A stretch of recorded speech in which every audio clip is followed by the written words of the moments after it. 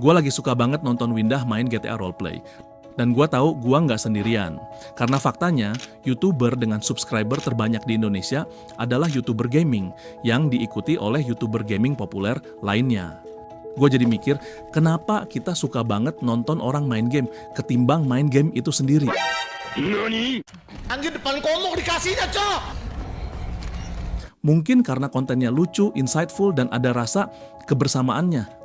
Tapi ketika gua riset lebih dalam, gua ketemu sama tulisannya Slavoj Zizek, filsuf Slovenia.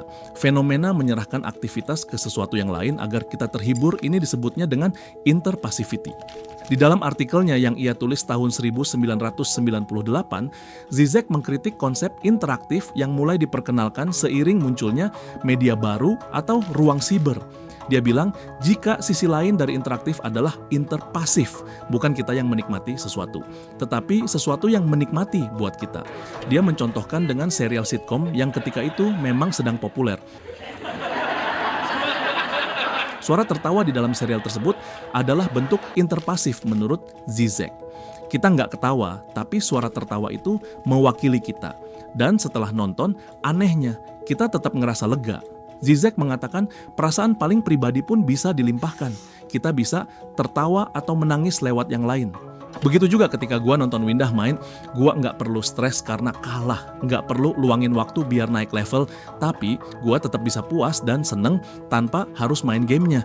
Apa ini semua karena gua udah nggak punya waktu luang? Harusnya sih nggak ya. Data dari negara-negara OECD bilang waktu luang kita sebenarnya bertambah. Tapi di saat bersamaan, banyak dari kita justru makin stres.